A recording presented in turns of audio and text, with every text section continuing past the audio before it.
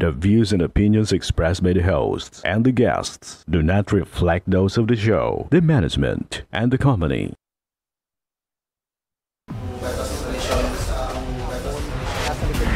Kakakwento sa illegal na droga. Nagawang bypass.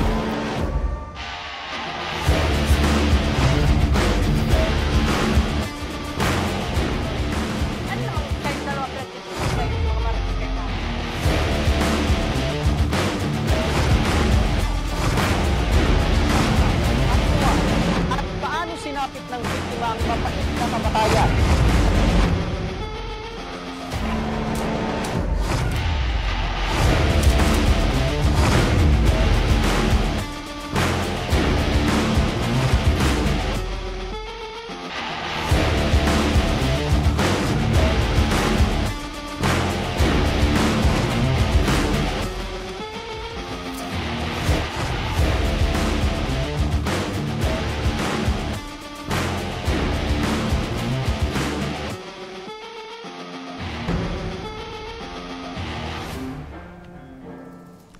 Magandang hapon sa inyo mga ka-aksyon. Live na live po tayo ngayong araw ng Biyernes at tuloy-tuloy ang ating pagbibigay ng serbisyo publiko. Magandang hapon mga ka-aksyon. At live din tayong napapakinggan sa 90.3 Radyo Oragon Sorsogon, 88.3 sa Catanduanes, 90.7 Legazpi City. At live na rin tayong napapanood sa ating YouTube account. At mga ka-aksyon mula Catanduanes, Masbate, Camarines Norte, Camarines Sur at Sorsogon. Ang Tabang Ora mismo ay inyo na ring mapapakinggan sa mga sumusunod na radio stations. Panoorin po natin ito.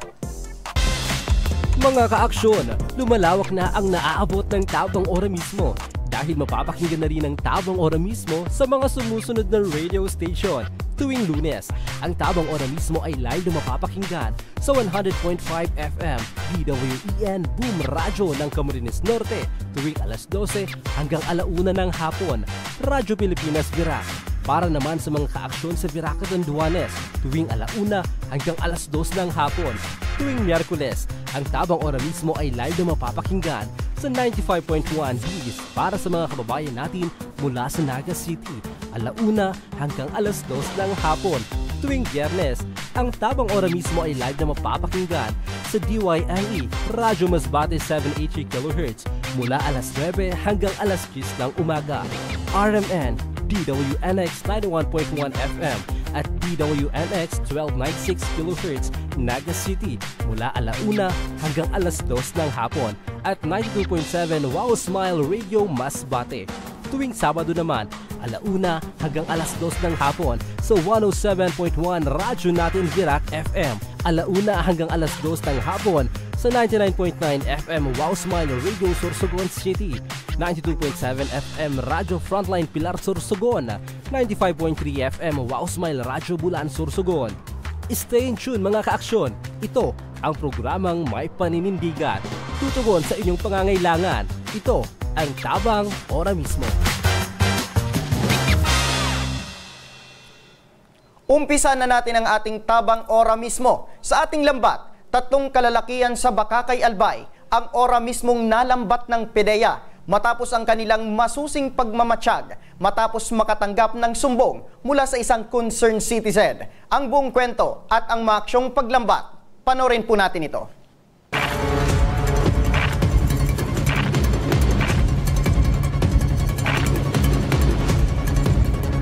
Meron kasi mga drug personality na once alam na drug clear dito, lilipas sila doon.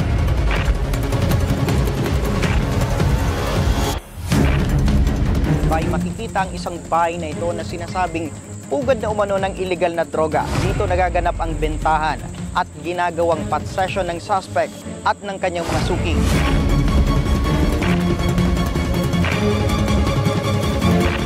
Kasi akala nila hindi natin sila masusundan.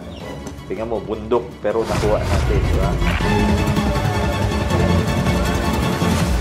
Ano ginamit ng biktima ang karungan na pagsamay ng ako, si Nomer Corporal, at ito ang Sinampan.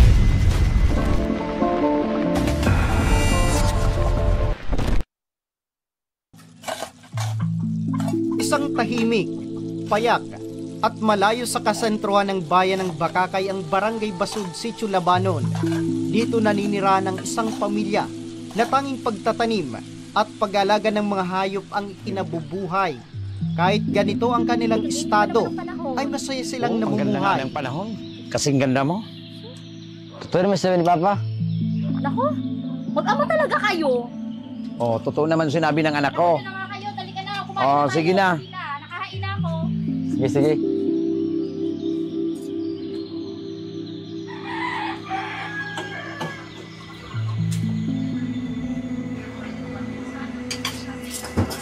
Ay, balik ka na anak. Oh, ma. Sarap ng ulam mo ah. Oh, eto na, nakahanda na. Ayos ah. Wow, may sili pa. Yan ang favorite ko. Alam ko naman, so kayo pa. Ay. O ikaw, anong Oh, ulam mo? sige na. Kayo na muna, mauna na muna kayong dalawa. Ito yung sausawan natin. Thank you very much. May sausawan na napakasarap. Ano ba? Alam mo naman na wala na tayong pera. Pambaon na lang to ng anak mo. Kukunin mo pa. So pinagtataguan mo na ako ngayon? Hanggang sa dumating ang hindi inaasang dagok sa kanilang buhay.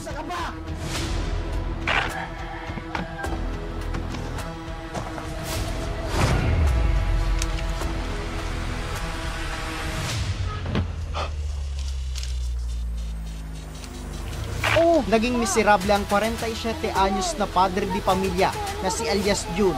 Hindi niya tunay na pangalan. Araw-araw ay palagi na lang itong mainit na ulo hanggang sa nagawa nitong pagbuhatan ng kamay ang kanyang asawa at mga anak. Hanggang sa madiskubre ng kanyang asawa na si alias June ay nalulong na pala sa ipinagbabawal na gamot. Dumating na lang isang araw nang magising si alias June na iniwan na pala siya ng kanyang pamilya.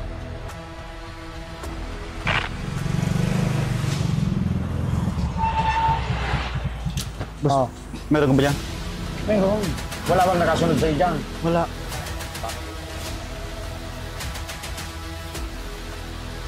Dahil sa pangyayaring ito sa kanyang buhay, ay mas lumala pa lalo ang pagkalulong ni alias June sa iligal na droga hanggang sa pinasok na rin ng pagbebenta nito. Pati nga pre. Buo-buo yan. Ganda to ah. Oo nga, good items to eh. Ayan. Wala. Pabalik-balik ang kanyang mga parokyano sa kanyang bahay dahil maliban sa pagbebenta ay pinapagamit pa nito ang kanyang bahay bilang drug den o ginagamit nilang pwestuhan ng paggamit ng shabu.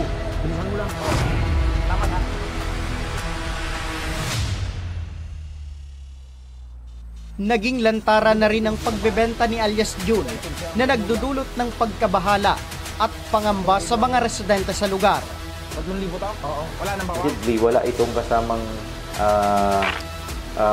ibang tao kasi sabi nila iniwan ito ng kanyang pamilya kasi meron yung tendency ito na siguro pag gumagamit ng shabu ay nasasaktan niya yung kanyang may bahay and siguro pati yung anak kaya iniwanan siya ng kanyang pamilya. Hello? May nagulog po sana ako sa inyo. Isang residente na ang naglakas na ng loob na iparating na sa otoridad ang iligal na gawain ni alias June. Ang bentahan ng illegal na droga. Kaya agad na nagkasa ang Philippine Drug Enforcement Agency o PDEA Albay ng isang casing and surveillance laban sa suspect. Isang PDEA asset ang pinakawalan sa lugar hanggang sa positibong makatransaksyon ng PDEA ang suspect at nakuhan pa ng cellphone video ang ginagawang paggamit nito ng droga, kajamming ang kanyang mga suki.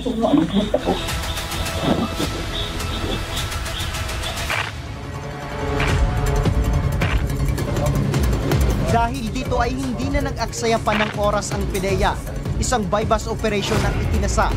Samantala, alas 12 ng tanghali nang makatanggap ng paanyaya ang lambat team mula sa PDEA sa ikakasang operasyon. Agad namang kaming pumunta sa opisina ng PDEA sa Legazpi City. Dito ay isang briefing munang isinagawa na pinangunahan ni Agent Kent Villafuerte bilang team leader ng operasyon, kung saan masusing plinano ang mga hakbang upang tuluyang malambat ang target at drug maintainer na si alias June. Ipinakilala din sa amin ang magsisilbing pusher buyer at arresting agent ng PDEA. Ang napag-usapan, sakaling mapagbenta ng suspect ang aming pusher buyer, ay agad itong tatawag kay Agent Villapuerte. Upang maging matagumpay ang operasyon, ay nakipagsanib puwersa ng PDEA Catanduanes, Bakakay PNP, sa panguna ni Police Major Nino Akitan at ng Lambat Team. Matapos ang briefing, dito na kami tumulak papunta sa napag-usapang lugar at pumwesto malapit sa target site. Dito ay matyaga kaming naghintay sa mga susunod na kaganapan. At pagpatak nga ng alas 3 ng hapon, nakatanggap na kami ng tawag mula sa aming pusher buyer, isang udyat na positibong nagkabenta na ng droga. Dali-dali naman kaming pumunta sa target area kung saan nalambat na ng mga operatiba ang target na si alias June. Maliban sa kanya, nalambat din ang dalawang lalaking ito na naaktuhan pa na gumagamit ng ipinagbabawal na gamot. Kinilala ang mga ito na si alias Jer at alias Anthony na pawang mga residente ng bayan. Mapapansin naman sa loob ng kwarto ang mga nagsikalat na droga at drug paraphernalias. Samantala, aminado naman si alias June at alias Jer na gumagamit sila ng droga habang mariing itinatanggi pa rin ni alias Anthony na gumagamit siya nito. Nagagamit niya? Oo, nagamit ka. Hindi mo lang bibinda ng shop. Nagamit mo lang. Nagagamit. Saan naman? Hindi ka nagagamit. Mas kaya to. Sa tahimik na lugar na ito ng Barangay Basud, Bakakay, Albay, makikita ang isang bahay na ito na sinasabing pugad na umano ng iligal na droga at ayon sa impormasyon, dito nagaganap ang bentahan at ginagawang possession ng suspect at ng kanyang mga suki. Sa paghalughog ng PDEA, isang karton ng sigarilyo na nakapatong sa drawer kung saan ang laman pala nito ay ilang plastic sachet nang naglalaman ng hininalang shabu. Sa lumabas na imbentaryo, ang lahat ng nakuwang droga ay umabot sa 12 gramo o tinatayang nasa 68,000 pesos ang market value. Yung impact, lagi ko sinasabi, doon mismo sa community. Kasi kung ang nagre-reklamo na mga concerned citizen doon mismo sa barangay, maaring malaki ang epekto nito sa kanila kung hindi natin ito na-dismantle. Kasi alam mo naman yung paggamit ng droga, kung titingnan natin sa data ng ating BGMP, almost 80 plus yata, baka mag 90% pa yata is related to drugs. So, alam mo kasi yung drugs, parang yan yung yan yung magda-drugs ka muna, sa resulta, iba't ibang krimena. Meron na diyang nakawan, meron na dyan siguro bastusan, or worse, meron diyang patayan, rape, etc. Kasi doon nag-uumpisa sa paggamit ng illegal droga. Purman lang nasampa ng kasong paglabag sa Republic Act 9165 o Comprehensive Dangerous Drugs Act of 2002 ang tatlong naaresto. Meron kasi mga drug personality na once alam na drug clear dito, lilipat sila doon. Kasi akala nila hindi natin sila masusundan. Tingnan mo, bundok pero nakuha natin, di ba? Tingnan mo, isolated yung area pero nakuha natin. So huwag sila magkampante. Pang meron tayong mga kakampi sa society, especially mga concerned citizen, yung barangay, mahuhuli at mahuhuli natin itong mga ayaw magbagong buhay. Nagpapasalamat naman ang PDEA sa publiko sa patuloy na pakikiisa at pagbibigay sa kanila ng impormasyon patungkol sa nangyayaring illegal na gawain sa kanilang lugar. Ang bawat impormasyon na kanilang ibinibigay ay maraming buhay ang maisasalba, lalong-lalo na mailayo sa illegal na gawain ng mga kabataan. Samantala, patuloy pa rin ang pagkikayat ng mga otoridad sa mga taong hindi nakakawala sa illegal na droga na talikuran na ito dahil dalawa lang ang pwede nilang kakantungan. Posibleng sila ay makulong o di kaya naman maging dan ito sa kanilang kapahamakan. Sa ngalan ng aming programang Tabang Ora mismo, ako, si Nomar Corporal, at ito ang Lambat.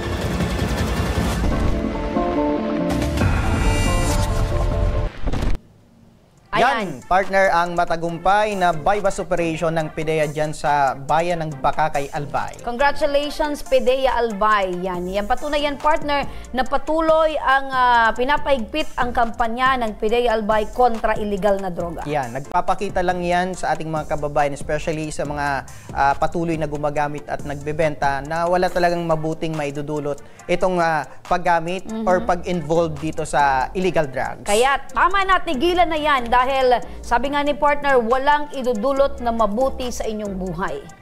Samantala mga ka-aksyon, kung inyong maaalala, isang ina ang dumulog sa ating programa nitong ika-3 ng Oktubre upang manawagan sa kanyang anak na 2 buwan na niyang pilit na hinahanap. Ang buong kwento at paanong ora mismong natugunan ng programa, panoorin sa ating Tabang Ora Mismo Update. Hindi ako nakakatulog. Tapos minsan sumisikip ang dibdib. Parang bang may umaano sa akin na siya nga ang nasa ko. Ano sabi ko nangyayari. Sabi ko po dito sa mga kapatid niya, baka ako pang mauna.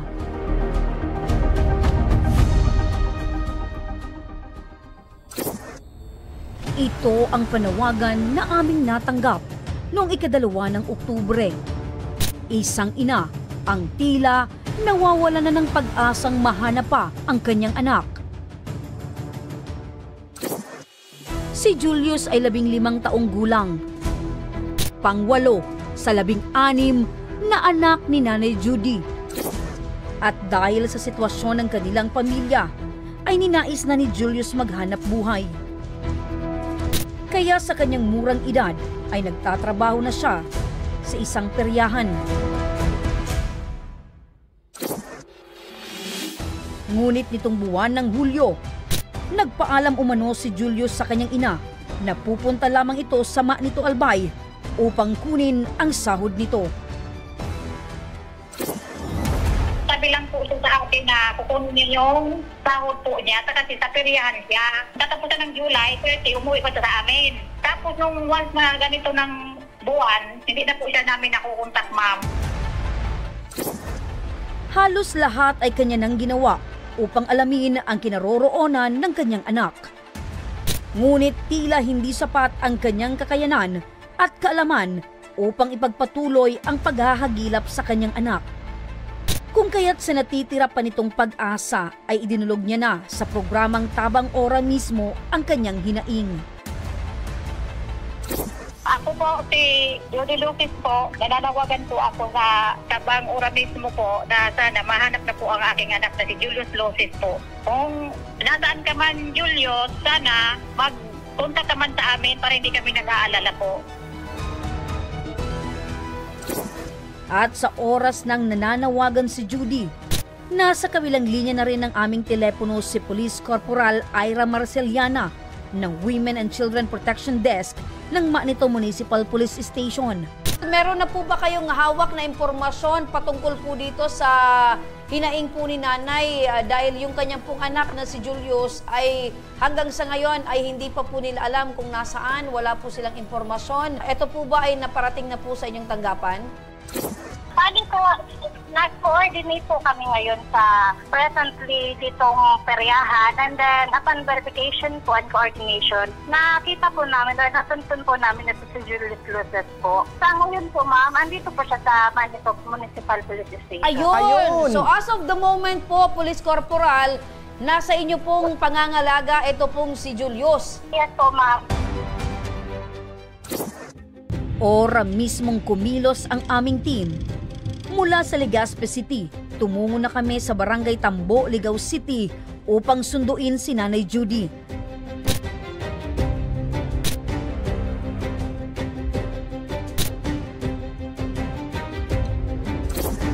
At mula sa Tambo, Ligao City ay dumiretso na kami sa Municipal Police Station ng Manito Albay.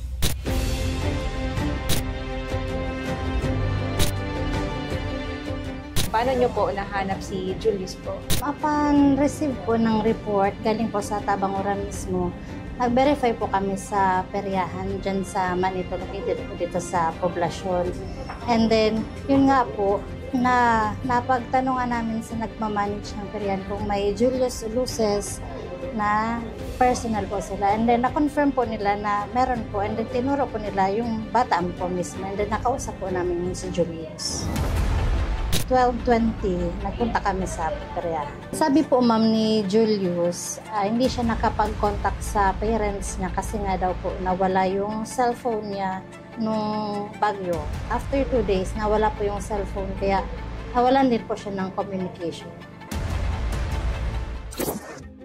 Bago pa man namin ihatid sila Nanay Judy sa kanilang tahanan, ay binisita namin ang nasabing peryahan upang makausap namin ang may-ari. Nagpaalam siya sa amin na pupunta siya rito kasi kukunin daw niya yung sahod niya. Sa isang gabi, halimbawa, magkano man ang dyan. Depende yan natin sa kita ng perya. Buhay perya, hindi kaya buhay ng pamilya. Kaya hindi ko naman yun kasi inaano, kahit hindi siya masasabi ko, umuwi na siya. Isama na siya namin. Kahit hindi niya makuha na yung sahod niya, uwi na lang yun. Oo, isama ko na siya. Sa agarang pakikipagtulungan ng Municipal Police Station ng Manito Albay sa programang Tabang Ora mismo, ang 2 buwang paghahanap ni Nanay Judy sa kanyang anak ay natuldukan na.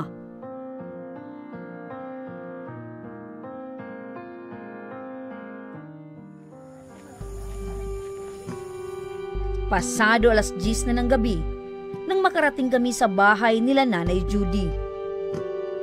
At sinalubong kami ni Tatay Francisco, habang ang mga kapatid nito ay nakatulog na sa paghihintay sa pag-uwi nila Julius.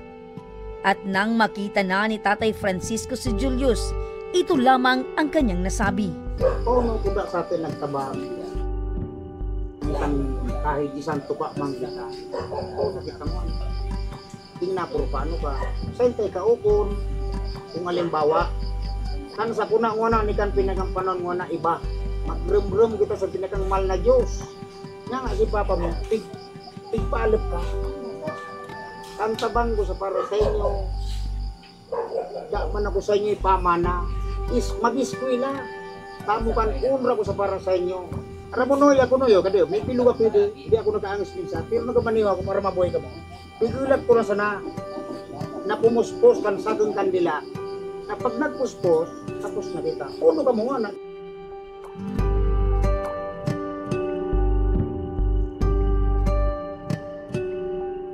Hindi ako ma'am nakakatulog. Tapos minsan sumisikip ang dibdib. Parang bang may umaano sa akin na siya nga ang nasa ano ko. Ano sabi ko nangyayari. Sabi ko po dito sa mga kapatid niya, baka ako pang mauna. Kasama namin kasi kami wala, si Papa niya wala ma'am dito. Pupunta ng Sorsogon. Dito na lang siya sa imbagaan, mag-atid-atid siya ng kapatid niya.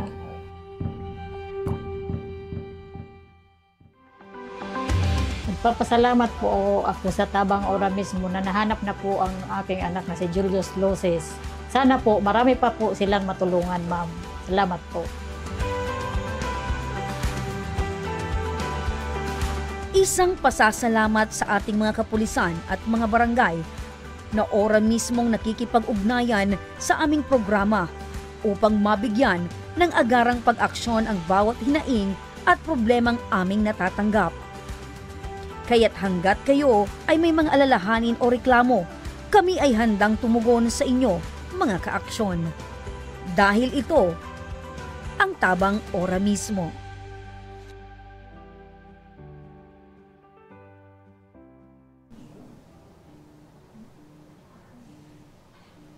Ayan mga ka-aksyon, isa namang magulang ang natanggalan natin partner ng alalahanin dahil sa tulong ng Manito Municipal Police Station at ng ating programa ay nahanap ang kanilang anak na 2 buwan nang hinahanap. At itong kwentong ito partner ay kumbaga dapat maging aral sa ating mga magulang, siyempre sa ating mga kabataan na pinakamahalaga pa rin ang komunikasyon. Kasi hindi natin alam na ganun haba ng panahon ay nawawala, kailangan din natin magpaalam ng sa ating... At sa mga magulang naman dyan, paigtingin natin yung pangangaral, pagbibigay ng paalala sa ating mga anak na importante ang komunikasyon. Tama ka dyan, partner. At syempre, gabayan natin sila ng maayos para lumaki sila na naayon sa tamang landas. Tama. At dahil sa tulong rin ng ating program at sa ating mga kapulisan, sa ating mga barangay official na nakikipag-ugnayan sa atin na mapadali itong mabigyan ng solusyon at hustisya itong mga ganitong kaganapan. Opo. At syempre, lalo na partner doon sa malaking pamilya, yung marami ang mga anak, di ba? Imagine, sila nanay ay naghahanap buhay, kumakayod para sa kanilang mga anak. At importante, partner, yung tinatawag na pag-follow up sa mga bata. Tama. Ano? Imagine, itong si nanay ay 16 pala itong magkakapatid. Oh, imagine, 16 yung anak. So, syempre, yung nanay, yung magulang, yung tatay, talagang porsigido sa paghahanap buhay. Dahil imagine mo, 16, yung kanilang anak.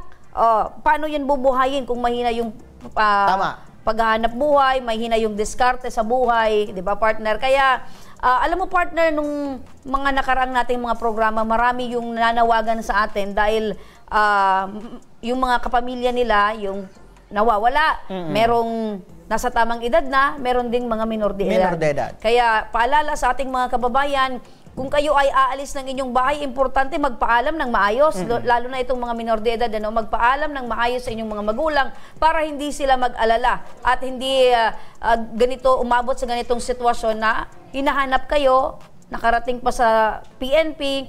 Importante, ulitin natin, importante ang komunikasyon. Tama. At sa pagbabalik ng Tabang Ora mismo, isang binatang lumaking may sakit na cerebral palsy ang ating kikilananin mamaya lamang. At isang Masbatenya ang nagpakita ng kanyang busilak na puso sa kabila ng unos na dinanas sa Masbate. Ang kanyang kwento, abangan yan. Kaya huwag kayong bibitaw at magbabalik pa ang Tabang Ora mismo.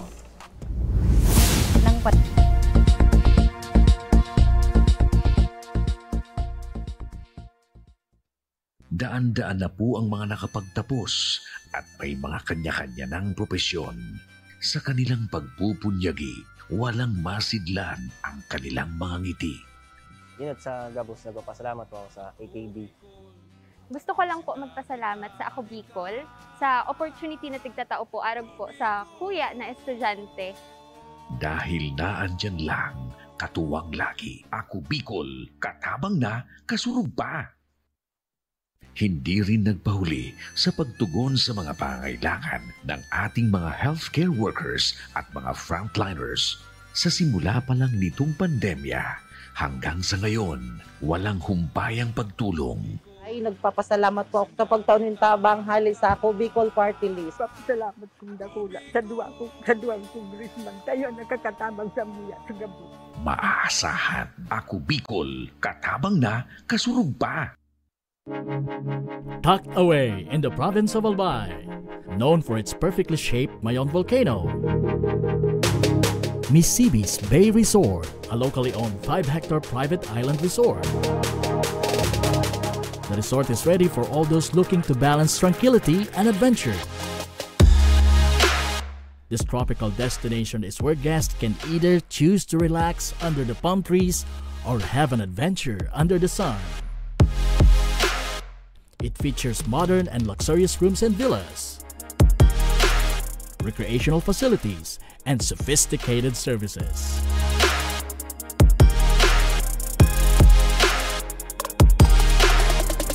Come and experience Missibis Bay Resort, your tropical island getaway.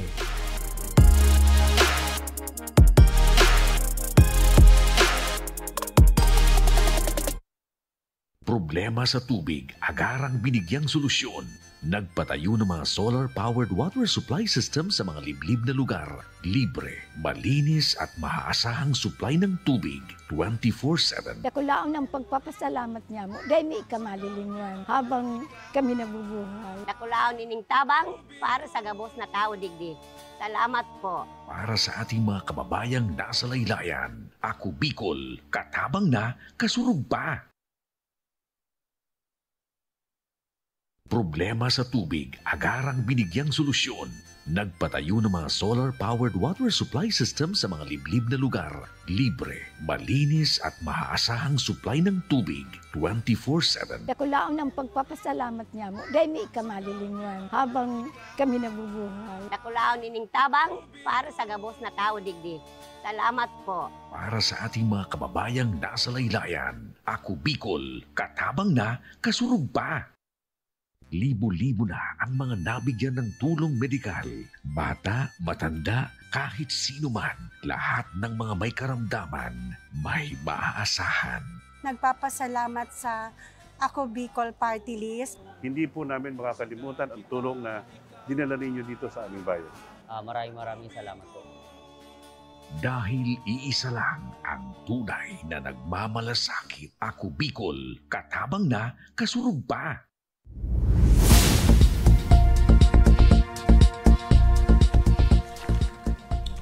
Nagbabalik ang tabang ora mismo. Eto mga ka-aksyon, isa muling munting hiling ang ating papakinggan at ora mismong tutugunan. Kilalanin natin ang isang binatang lalaki mula sa Buonot, Legazpi City na lumaking may sakit na cerebral palsy. Ano ang araw-araw niyang gawain at ano ang epekto ng kanyang sakit? Sabay-sabay nating alamin sa kwento ni Rizel Losada.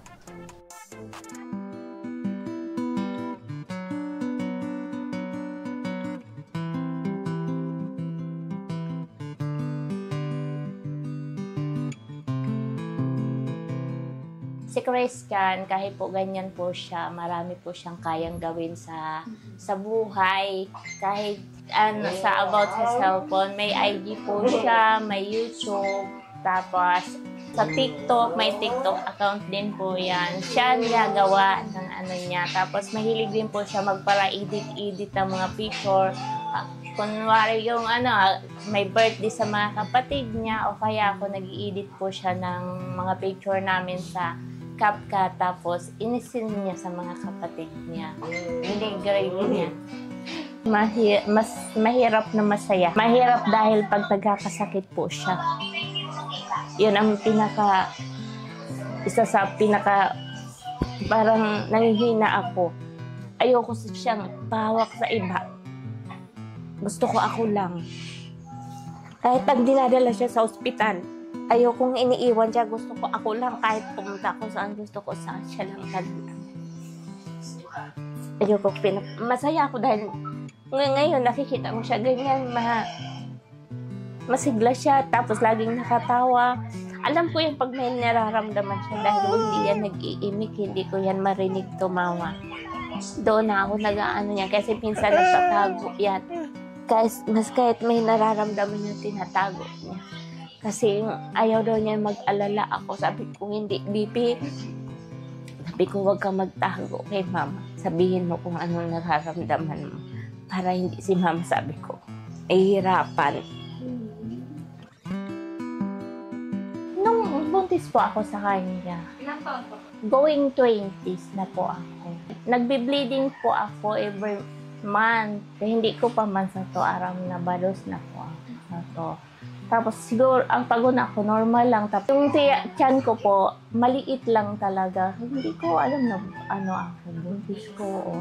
Nung nalaman ko lang yung mga anak na ako, yung sumakit na lang yung tiyan ko. Pagkatapos ko po sa kanya, may ipanganak siya dahil bagyo po noon. Siguro after 1 week, nag-iba na po yung kulay niya. Tapos yung parang nag-chill po siya. So, nagtaas yung niya, may lagnat na sipon na yan. Iba-iba na po. Tapos nung isinugod po namin siya sa hospital ng Donsol, akala po nga namin mawawala na siya.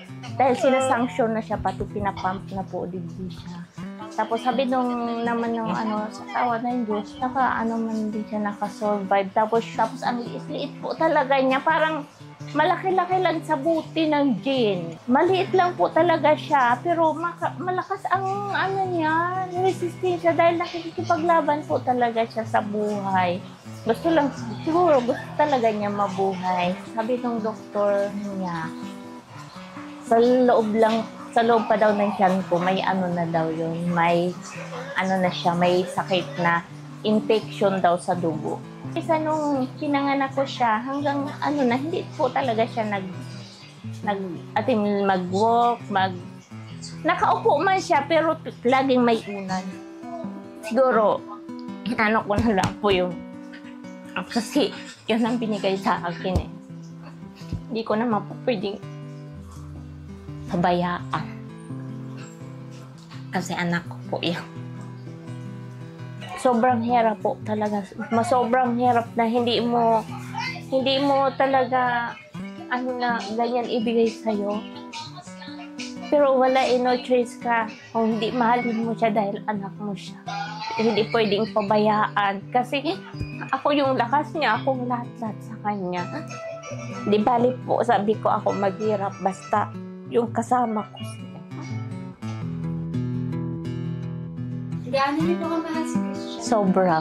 Higit pa sa buhay ko, ma'am. Yan ang mga anak ko. Kung pwede pa lang, huwag na silang kunin sa akin. Kaya gusto ko, pero lagi lang ako malakas para din. Gusto ko po siya magkaroon ng wheelchair. Yung sakto lang po. Kasi po, para makapag-ano-ano lang naman siya dito sa loob. Kasi minsan one time na may wheelchair po siya, binigyan po siya ng wheelchair. Yung pinakagulong po niya, natanggal yung guma, hindi ko na po siya magamit kasi yung bakal na lang, baka sabi ko pag itulak ko siya, ma-aksidente lang. Bakit po ma'am hindi tayo makabili ng wheelchair po para kay Christian? Nag-aaral pa po yung kapatid niya. Yun ang muna. Kasi kaya ko pa naman eh. Kaya ko naman siya. Pag nadiligo, buhat ko po na. Opo. Buhat ko po yan. Yung natakot lang po ako nung siya, yung may dito. Bato sa bato. Talagang sabi niya, mamamatay na daw siya. Sabi ko, hindi, baby, hindi ka sabi ko mamamatay. Hindi ko talaga siya binibitawan, ma. Parang gusto ko lang yung sakit niya. Yung malipat na lang. Kasi sobrang hirap pag nakikita ko siya yung naiyak. Bebe. So, basta lang si mama. So, basta na hindi ka mag-update sa diri mo, no? Habang kaya ni mama na kami na ate mo, hindi ka na mong pabaihan. Mahal ka na mo. Kaya kung ano man sabi ko, hindi, wala secret, bibi, ha? Ha? Hindi na ka mag-secret-secretan. Bawal yun. Ipapangako ko sa inyo, ma'am, hanggat kaya ko, hanggat may hininga ako, aalagaan ko po siya.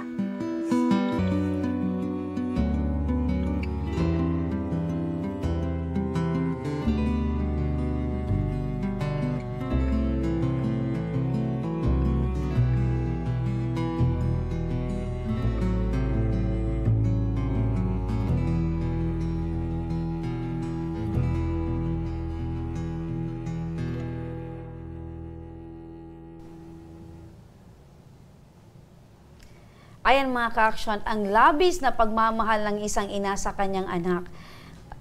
Kumbaga, nabigyan tayo ng Alam mo, partner, habang pinapanood natin yung kwento nila nanay, talagang si nanay bumubuhos yung kanyang luha at uusap tayo dito, partner, talagang ramdam natin yung pagmamahal ni nanay na halos binanggit niya na ayaw niyang pahawakan sa iba.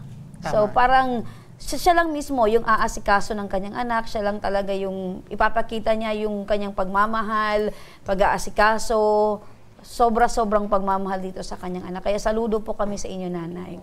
Opo. Ayoko umiyak ngayon, partner, pero kasi, talagang ramdam natin yung pagmamahal ni nanay sa kanyang anak. Pero nabanggit ni nanay, kahit ganun yung anak niya, talagang magaling. Mag-edit, magaling. Meron siyang talent na tinataglay na hindi kaya mo. Kahit ako po, yung cellphone. Okay, so kasama natin ngayon mga ka-action si Nanay Bebelyn Alcaraz. Magandang hapon po sa inyo, Nanay Bebelyn. Hello po. Apo. So, Nanay, kumusta po kayo ngayon? Okay lang po. Opo. Kami po ay saludo po sa inyo, Nanay, dahil sa ipinakita nyo pong sobrang pagmamahal dito po sa inyong anak. Maraming salamat po, ma'am. Opo. Bakit nyo po pala nabanggit kanina, Nanay, na halos ayaw mong pahawakan sa iba itong anak po ninyo? Kasi parang ayoko po magwala sa ko. Yung parang gusto ko yung kumuha siya ng lakas sa akin. Na kung ano po yung nararamdaman niya, wag po siya bumitaw. Opo. Parang yung touch ng mother. Alam mo, importante yung tinatawag na touch ng isang ina. Maraming ibig sabihin yan, di ba? Alam mo, partner, pag hinawakan ka ng isang babae, ano nararamdaman mo? Kumbaga, yung pagmamahal niya, na-feel ko yung So, care niya sa akin. So, iba yung touch ni nanay, yung touch ng ina sa kanyang anak na punong-puno ng care, pagmamahal, yes po. and so on and so forth. So, opo, Nanay. Pero nababanggit niyo po na nakakapaglaro or nakakahawak pa rin ng cellphone ito pong anak Opo, ninyo? ma'am, magaling po siya sa cellphone. Yun pang pinaka-communication nila ng dalawa niyang kapatid pag natawag po siya kasi yung dalawa niya pong kapatid nasa Maynila, yung bunso po nag-aaral, tapos yung sumunod po sa kanya nagtatrabaho na po siya. Siya mo minsan na nagpapadala ng mga expenses po ng kuya niya. Sino po nakaisip ng ganito pong estilo na habang nakahiga po siya na andun po yung cellphone sa ako po. Sa harap lang niya, nakabitin po ba yon? Hindi po, may stand. Stand po yon. Opo. Sino gumawa niya, Nay? In-order ko po yun sa TikTok. Opo. Para po may magamit siya para hindi po siya nahihirapan pag kasi minsan hawak-hawak ko po.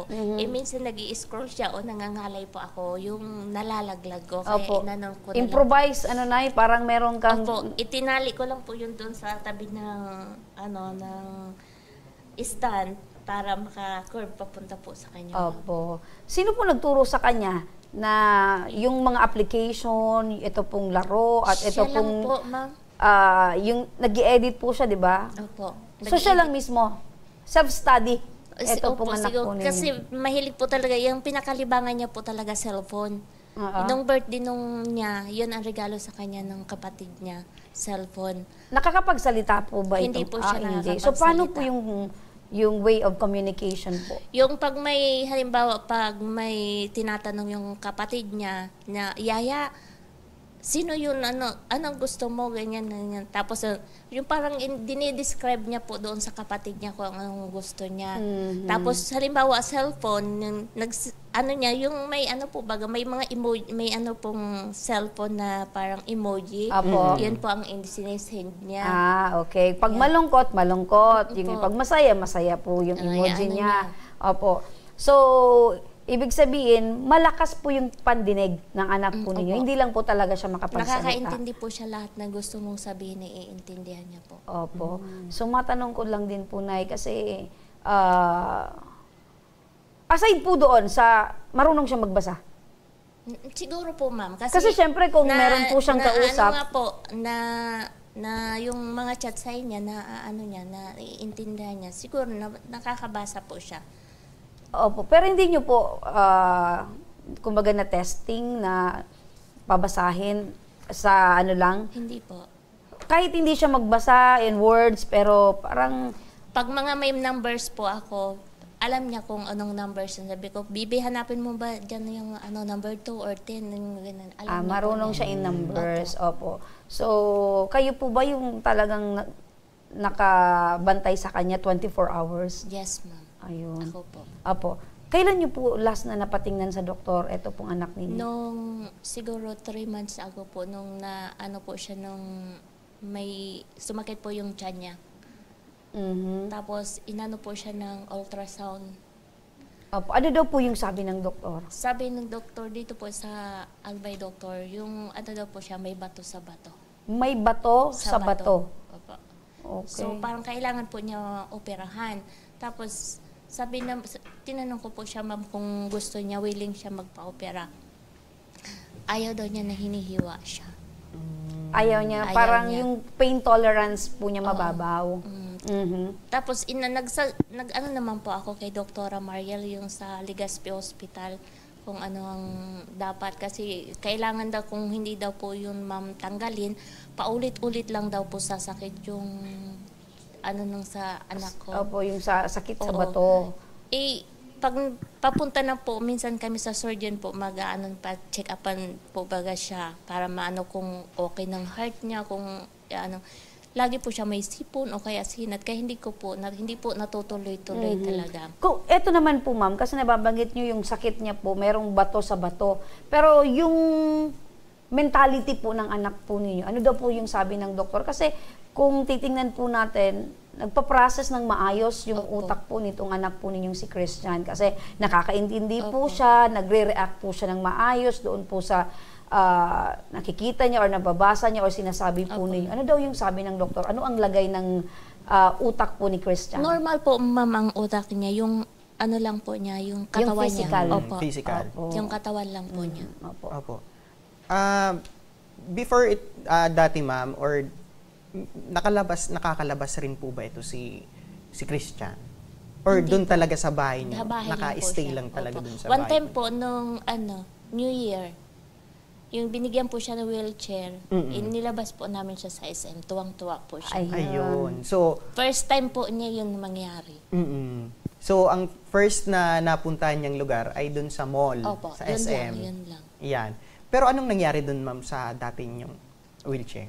Yun nga po, natanggal po yung pinakagoma doon sa bakal. Hanggang ngayon, nandoon pa rin, nakabalot ko lang po siya sa plastic kasi ayoko naman kasi pag kinugupitan ko po siya, ma'am, sir, yun doon ko po rin siya pinapaupo. Hindi ko lang siya maitulak kasi baka pagtulak ko, kasi pag nilalak ko po siya, hindi na siya fixed po talaga pag nilalak. Sira na. Sira na. Kumbaga, sa kadahilanan na nasira po itong wheelchair, yun na po yung last na nakalabas po itong si... Yun po ang gamit. Opo, ilang taon na po ito si Christian? 27 po ngayon, 21 October. Okay. Pero yun na po yung pinakalas na nakalabas siya. Gaano po ka-importante ma'am na magkaroon po kayo ng wheelchair na maggamit po? Gusto ko po siya, sana po talaga magkaroon ng wheelchair para kahit papano mailabas ko po siya, makita niya po kung gaano kaganda sa labas. Kasi hindi po niya talaga po yun. Kasi pasensya na po. Okay lang po yan, ma'am. Nai-experience ng mga ganun bagay. Gusto ko yung kahit ako po, mapil din po niya kung gaano po kaganda sa labas. Okay.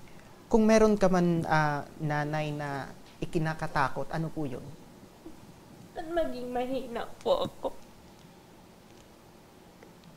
Saan po kayo humuhugot ng lakas, ma'am? Kahit despite na ganito po yung naging sitwasyon. Sa mga anak ko po ako na ng lakas sa kanila. Yun din po lagi ang dasal ko na sana wag po ako magkasakit. Sa tuwing kausap or kasama niyo po itong si Christian, ano po yung palagi niyong kinikwento or binabanggit po sa kanya? Sabi ko sa kanya, baby, pag halimbawa, kasi po, pero lagi po siyang hinihiga paggabi. Siguro po gawa ng panahon. Minsan po hindi siya nagsasabi pero nararamdaman ko po, ma'am. Siguro din siya nagtatago sa akin, ma'am, na huwag sabihin kasi alam niyang nag-aalala ka. Ayan. Tinatago niya. Pero ko yung hingal niya, pag niya. Pero pag ganyan, ma'am, na hindi talaga siya nagsasabi sa inyo, yung ginagawa po ninyo? Ako mismo ang nag-ano sa kanya, talagang time to time, inaano ko po siya, tinitingnan. Okay. In case po na magkaroon po kayo ng bagong wheelchair, sa anong lugar po? Or saan na lugar na ipapasyal ko po siya ulit. Magsisimba po kami, tapos ipapasyal ko ulit siya. Okay. Hindi ko pala natanong, Mrs. Asan po si Mister? Matagal na po kaming hiwalay na. Hiwalay. So, ibig sabihin, ikaw na lang po talaga yung mag-isang nagtatago yun? Opo. Pero may kasama po ako ngayon. Yung tinitirahan po namin, yun po ang kasama ko ngayon. Mabait po siya. Opo. So, natanong ko lang po yun ay kasi okay lang po, gaano kahirap po yung mag-isa nyo pong inaasikaso yung mga anak po ninyo, especially meron po kayong... Sa totoo lang po, ma'am, 2 years pa lang yung nakabalik sa akin. Kasi yung nag-aalaga po sa kanya yung lola at saka tita niya. Opo. So dahil 2 years pong nakabalik sa iyo, parang binuhos niyo po lahat Yes, nung, ma'am. Yes, nung mga panahon yung na mga- wala po kayo Opo. sa kanyang tabi. Pero kahit po wala po ako, ma'am, sir, sa tabi nila, yung hindi nawawala po yung komunikasyon ko sa kanila. Opo. Dahil dyan, Nanay, kami po ay saludo po sa inyo dahil buong puso nyo pong inaasikaso yung anak po ninyo. Ano po, Nay? Salamat po, ma'am. Para sa munting hiling ni Nanay Mary Joy na magkaroon ng wheelchair etong kanyang anak. Kasama natin ngayon ang isang magandang binibini, mas magandang dilag, si Ma'am Sally Lusas, ang Community Connections Program Officer ng Ako Bicol Party List. Magandang hapon, Miss Sally. Magandang hapon, Miss Maha, ang birthday girl. Ayan, napakalambing, ano? Si Mr. Lambat. Ayan. At So, kay Nanay Bebe. Nanay Bebe.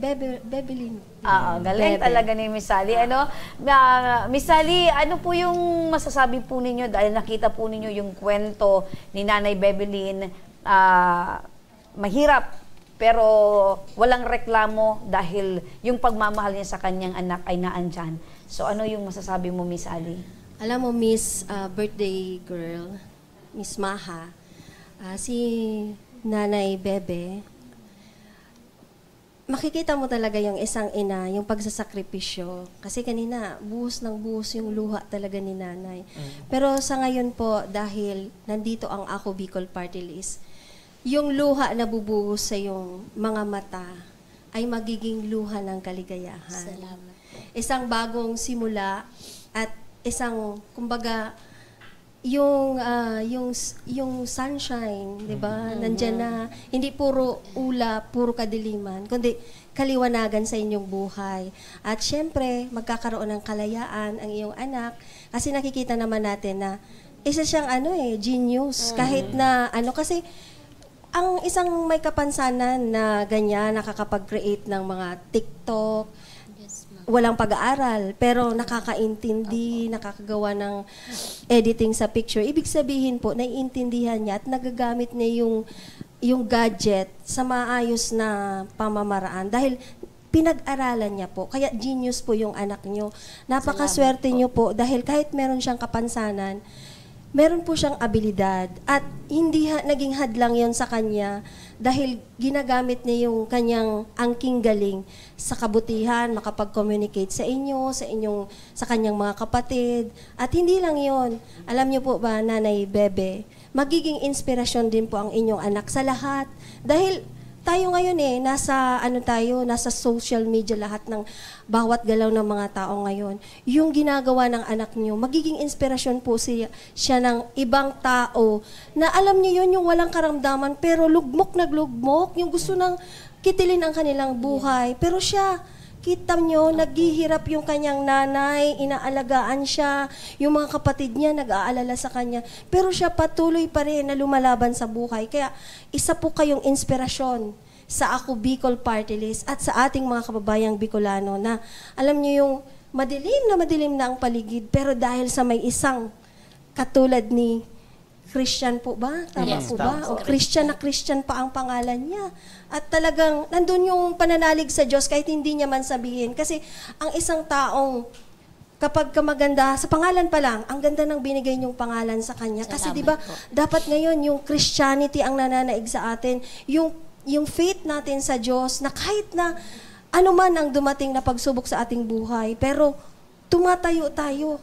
Nandun pa rin yung pagsubok na kaya nating malampasan. Kaya saludo po kami sa inyo at meron na regalo sa inyo ang Ako Bicol Party List. Sa pangunguna po yan ni Congressman Pido Garbin at si Congressman incoming Attorney John Chan.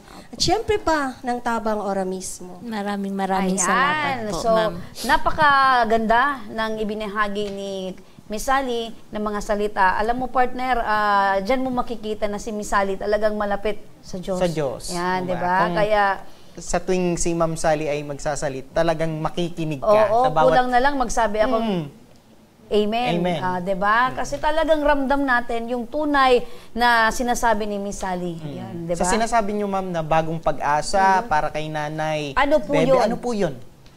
Siyempre, dahil sa humiling sila ng wheelchair, di ba? Kapag may bago ka, yung pag-asang mangyari sa iyo na sa tingin mo wala nang mangyayari sa iyo sa buhay mo, magiging totoo, magiging posible, yung imposible, magiging posible. Dahil sa wheelchair, yung sabi niya na ipapasyal niya, magsisimba sila, yung pwede na rin sila mag-outing, na alam mo yung comfort na maibibigay ng isang assistive device na wheelchair sa kanilang pamilya. Hindi lang kay Christian, kundi kay Nanay Bebe. Ganda-ganda ng pangalan niyo, Nanay Bebe.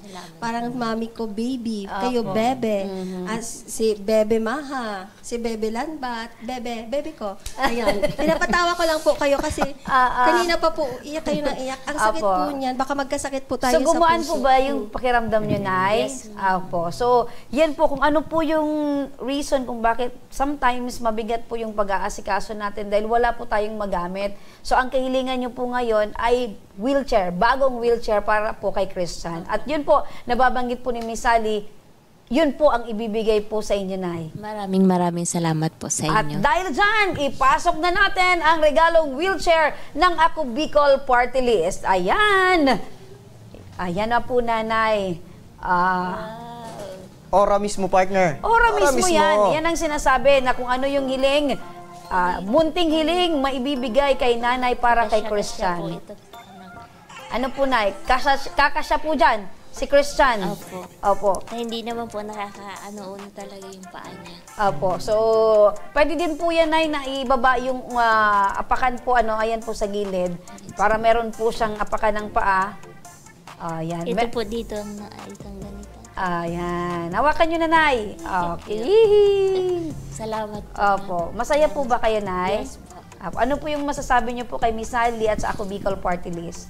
Maraming salamat po, Ma'am Sally. At sa Ako Bicol Party List at sa Tabang Ora mismo, maraming salamat po sa inyo. Natupad po ang kahilingan ko para sa anak ko. Kung meron kang mensahe. Advance gift na po dito sa akin. Ayan, advance happy birthday po pala sa inyo, Ma'am Bebelyn. Birthday niya, partner, bukas. Kaya advance happy birthday. Thank you po. Kung meron kang mensahe, Ma'am, sa anak po ninyo, si Christian, ano po yun? Yaya, mapapasyal ko na ikaw, may wheelchair ka ng bago.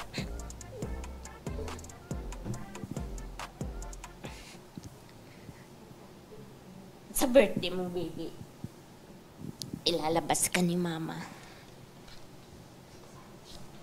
Kailan po yung birthday ni Christian? Sa 27. Parehas po kayo, October 9. Opo. So, advance happy birthday. 21, 27 na po siya. Opo. Advance happy birthday sa iyo, Christian. Ayan. So, enjoy mo po yung pagsakay mo sa bagong mong wheelchair at makakapunta ka na sa gusto mong puntahan kasama ang iyong pamilya, kasama si Nanay Bebelyn. Ayan. Masaya po kami para sa inyo po. Maraming salamat po talaga sa inyo. Maraming salamat, Miss Sally. At hindi pa po dyan nagtatapos, Ma'am Bebelyn, dahil bukod po dyan sa wheelchair, tanggapin nyo rin po itong 10 kilong bigas mula po sa Ako Bicol Party List. At tanggapin nyo rin po itong Cabarro Coffee, ang kapeng gawang Pinoy na mas pinasarap ang lasa, swak sa bulsa ng masa. Maraming salamat po talaga. Hindi po ako magsasawang magpasalamat po talaga sa inyo. Opo. Ang unang sumakay po sa wheelchair ay bigas. Swerte po yan, ay. Swerte po yan, di ba? Parang bahay lang yan na dapat bago pumasok, dapat nauna na ang bigas at tubig at asin. Nauna na yung bigas, Nay. May kape pa! Maraming salamat po, Nanay. Po. Maraming salamat po talaga sa inyo. Sa ista po ng Tabang Ora mismo, maraming salamat po sa inyo.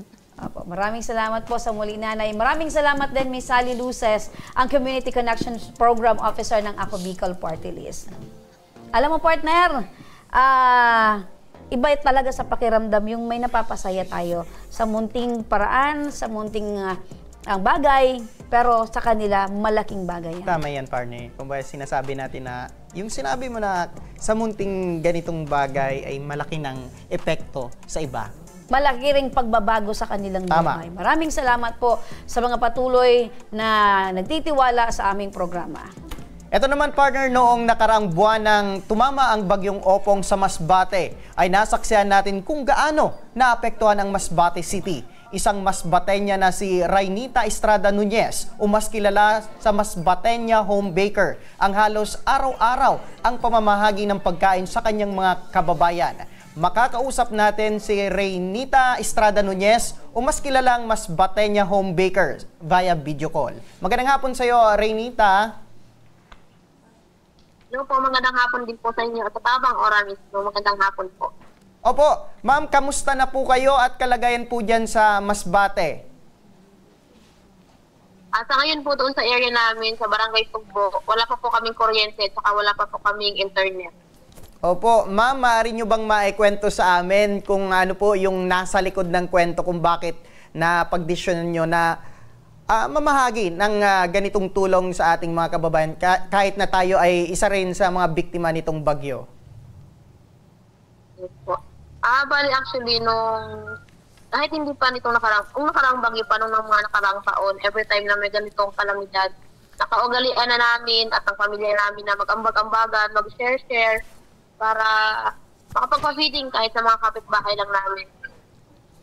Opo, so talagang matagal na po kayong gawain ang ganito na in case na merong mga ganitong kalamidad ay talagang hindi kayo nag-atubiling tumulong. At maliban sa ating mga kababayan, nakikita ko na pati yung mga frontliner ay nagpapakain rin po kayo, yung mga kababayan natin na tumutulong dyan sa Masbate. Yes po, balik kasi nung bagyo po, kinabukasan, nagpa-feeding kami. Balik sariling namin pera yung pinag-ambag-ambaga namin para kami makapagpa-feeding sa mga nasalanta ng bagyo, sa mga nawala ng bahay. At syempre doon sa mga lineman namin dito sa amin sa Masbate. Tapos, meron pong Good Samaritan na nag-donate. Doon na po nagtuloy-tuloy na na-straight namin magpa-feeding ng 1 week. Opo. Ano po yung nararamdaman nyo, ma'am, sa tuwing tayo ay nakakatulong sa ibang tao at nakikita natin yung kahit sa munting bagay ay nakakapagbigay tayo ng saya sa ating mga kababayan? Masaya po, sobrang saya. Tsaka, syempre, masasalamat ko na din yun kay Lord kasi kahit paano yung bahay namin, hindi kami masyadong napiktuhan ng bagyo. Kaya patayin ko na lang din po namin, kaya po namin nagawa yun na magpa-feeding sa iba. Lalo na doon sa mga nasalanta ng bagyo. Ayun. Sige, partner. Magandang hapon sa iyo. Hello, magandang hapon, Rainita. Opo, ngayon ko lang nalaman na kababayan pala kayo ng aking nanay. Ang nanay ko ay taga dyan din sa Tugbo. Ay, opo. Opo, mga almugera, ayan. Opo. Ma'am Rainita, ano na po yung mga naibigay mo dito sa iyong mga kababayan dyan sa Masbate? Bali po, nung day 1 mismo ng pagkatapos ng bagyo, nung umaga po, may nadaanan kami isang street na halos lahat ng bahay nila giba. Nadaanan namin yung mag-asawa, so nag-decide kami na bigyan muna sila ng tarpaulin o kaya mga planters para po magkaroon sila ng temporary bubong kasi nadaanan namin yung mga bata. Nakahiga po sila sa damuhan kasi nasa gilid lang sila ng kalsada. So kami, ako, yung pinsan ko, mga kapatid ko, nag-ambag-ambagan kami. Nag-donate kami sa kanila ng mga planters, mga trapal. So nung pagdating namin doon, balik nasa 45 families po yung mga affected ng bagyo. Kulang yung dala namin mga planters at mga trapal. So nag-decide kami, bumili ulit kami, nag-ambag-ambagan naman kami ng umaga. Tapos nung hapon po, nagpa-feeding naman po kami sa kanila, so nag-ambag-ambagan po ulit kami. Opo. Ito ba, Rainita, ay lagi mo nang ginagawa? Mapa-kalamidad man, ano man ang mga programa, lagi mo na itong ginagawa yung pagtulong sa mga kababayan?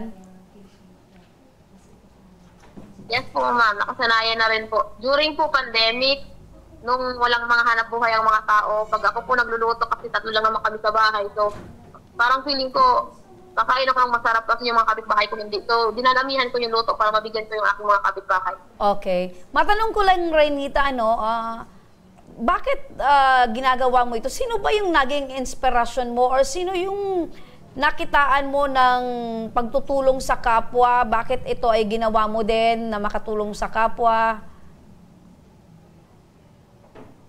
Actually, yung tatay ko po din kasi kasi hindi naman kami, kasi sobrang hirap din ang buhay namin nung panahon na maliliit pa kami. Yung tatay ko kahit na mahirap yung buhay namin, once naman humingi sa kanya ng tulong, hindi siya nagdadalawang isip na magbigay agad kahit na wala rin kami. Napaka-importante talaga yung meron ka partner na parang nakitaan kung ano yung ginagawa ng matanda sa mata ng bata ay tama. Kaya yan yung natutunan mo, tama yan, Rainita. Gaano na ba yung sitwasyon, kumusta na yung sitwasyon dyan sa Masbate as of today? Ngayon po, bali, ilang barangay pa lang din po yung may kuryente. Doon po sa area namin sa Barangay Tubo, wala pa pong kuryente, wala pang internet, pero meron na pong tubig. Okay, so hindi pa masasabing normal na? Opo, hindi pa po. Okay. So, Rainita, meron ka bang naisabihin sa mga tagapanood natin ngayon at syempre, yung mga kababayan mo din dyan sa Masbate? Gusto ko lang sabihin sa mga kababayan ko dito sa Masbate na kaya natin to, laban lang at palagi tayo magdasal kasi sa panahon ngayon, marami tayong mga hindi inaasahan ng mga kalamidad, so palagi tayo magdasal. Ayun. So, maraming salamat dahil importante yung binabanggit niya na laban tayo mga Masbateño. Ayan. At makinig po kayo, ma'am, dahil sa busilak ang iyong puso at walang sawang pagtulong sa ating mga kababayan dyan sa Masbate, tanggapin mo rin po itong 5,000 cash assistance na aming ipapadala sa iyo na ay makatulong din ito sa ating mga kababayan dyan sa Masbate. Ayan. 5,000 piso po ang ipapadala po namin dyan sa inyo para po makadagdag sa pagtulong nyo po dyan sa mga kababayan sa Masbate. Maraming salamat po. Thank you so much po talaga. Kasi yung pera po na yan, actually, nung feeding namin na sa rate na 1 week, bali yung natitirang pera namin is 308 pesos na lang. So sabi ko, saan ako kukuha? Kasi gusto ko pang, marami pa kasi akong purok na hindi napuntahan. So sabi ko, saan kaya ako kukuha ng budget para may tuloy ko yung pa-feeding namin para mapa-feeding namin lahat ng purok sa area namin at saka yung mga frontliners natin dito. So malaking tulong po yung 5,000 pesos na bigay niyo po. Maraming salamat. Ayun. Maraming salamat sa iyo, Rainita, at ipagpatuloy mo lang itong pagtulong sa ating mga kababayan. God bless you at maraming salamat dahil may isang Rainita nakatuwang ang Ako Bicol Party List, ang aming programa dyan sa Masbate para tulungan itong ating mga kababayan na naapektuhan nitong dagdaang bagyong Opong. Thank you so much po sa tabang oras nito. Maraming salamat po. Ayun. Kumbaga, partner, sa mga ganitong sitwasyon, mga kalamidad, lumalabas o lumulutang yung mga tao na kahit sila ay biktima rin ng ganitong, tumutulong pa rin sila. Alam mo, partner, tama itong nababanggit ni Ma'am Rainita. Nagsimula yung pagtulong niya, simula noong pandemic. Nung pandemic talaga, naglitawan itong mga may mabubuting loob na may mga sobra-sobra yung kanilang kayamanan, sobra-sobra yung kanilang pera, at itinutulong nila ito sa paraan ng mga kababayan natin or mga kapwa Pilipino na yun talaga yung may lakas na loob na iparating sa ating mga kababayan yung tulong. Tama. Kumbaga sila, may mga anonymous di ba? So, dahil sila walang kakayahan na pumunta doon sa lugar para tulungan yung mga nangangailangan, etong mga kababayan natin, mga vloggers, mga volunteers, sila partner, yung katuwang natin sa pagtulong sa ating mga kababayan. At maging, kumbaga, kaya na rin to sa ating mga kababayan, kung kaya rin natin na tumulong, how about naman tayo, diba? Correct. Kaya, tama yan, partner, di ba? Sharing is caring, di ba? And tama yan, pag ikaw may sobra, ipamahagi mo. Dahil it will bring back or go back to you 1,000-fold. Tama. Ayan. Naniniwala ko dyan, Naniniwala ko dyan, partner, dahil nung isang araw, nung si Miss Sally, sabi, bigyan mo. Automatic. After 2 hours, partner, may blessing, may biyayang dumating. Kaya praise God. Hallelujah. Amen. Kaya dapat laging nasa tama lang tayo. Humingi na naman si Dires. Ayan, may gustong humingi pa. Babalik rin daw sa inyo. Ikaw naman, partner. Mamaya. Ayan. Ayan, at mga ka-aksyon, para sa mga nagnanais na humingi ng tulong sa aming programa, panoorin po natin ito. Sa may mga problemang legal at medikal na nais humingi ng tulong sa ating programa, maaari po kayong magsadya sa aming tanggapan sa ground floor Embarcadero de Legazpi, Victory Village, Legazpi City. Bukas po ang aming tanggapan mula Lunes hanggang Sabado, alas 8 ng umaga hanggang alas 5 ng hapon. Sa mga nasa Metro Manila naman po at kalapit na lugar, maaari po kayong humingi ng tulong sa Action Cost Center sa North Wing ng Batasang Pambansa. Magpunta lamang po kayo tuwing araw ng Lunes alas 8 ng umaga hanggang 1:00 ng hapon. Maaari na rin po kayong magtungo sa Tabang Ora mismo Satellite Office sa Camarines Norte sa Provincial Capitol Building, Barangay 3, Daet, Camarines Norte. At para naman sa mga taga Camarines Sur, maaari na rin kayong dumulog sa Zone 2, Tagungtong, Goa, Camarines Sur. Bukas po ang aming tanggapan mula Lunes hanggang Biyernes, alas 8 ng umaga hanggang alas 4 ng hapon. Maaari din kayo magpadala ng mensahe sa aming official Facebook page na Tabang Ora mismo. Kahit anong reklamo ay amin pong tinatanggap. Huwag niyo rin pong kalimutang i-follow ang aming mga official social media account sa aming Facebook account, YouTube at TikTok account, Tabang Ora mismo. Action po patuloy na magsisilbi. Action po sa mga nangangailangan. At eto mga ka-action, 76 days na lang at papalapit na ang Pasko. 76 days na lang, advance Merry Christmas mga ka-action! At eto pa, sa importanteng bagay dito sa atin ngayong hapon, isang maligayang pagbati sa nag-iisang Remy Araneta Mendones, ang Tabang Ora mismo. Thank you so much! Happy birthday, partner! Thank you, partner! Oh, ang ganda ko dyan! To you. Thank you so much! Day to you. Happy birthday. Ako na hawak, partner. Happy birthday.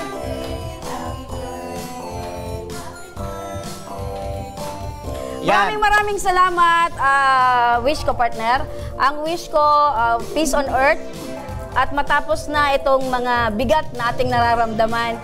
At sana itong pagtulong ng Ako Bicol Party List ng Tabang Ora mismo ay magpatuloy hanggang sa mga susunod pang mga taon. At syempre, good health, happy life, at more power sa ating program.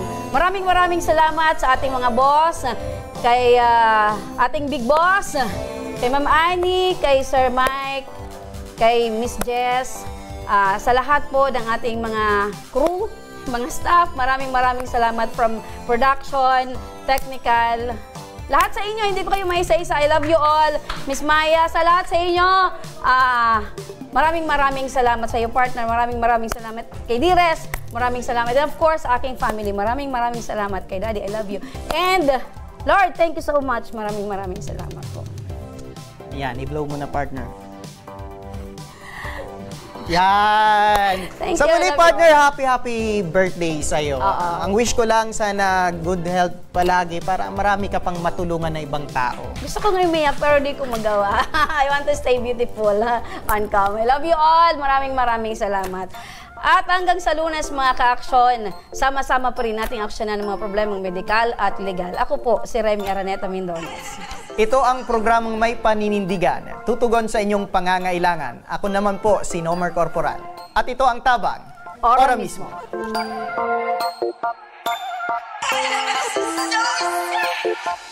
Action ko sa mga nangangailangan. Action ko lahat ay dadamayan. Noon at ngayon tayo'y sinamahan. Action ko patuloy na magsisilbi. Action ko sa mga nangangailangan. Action ko lahat ay dadamayan. Noon at ngayon tayo'y sinamahan. Action ko patuloy na magsisilbi. Isang masipag na pilantropo, sa hirap at ginawa kasama mo. Malapit ang puso sa mga natutulungan, may aksyon lagi.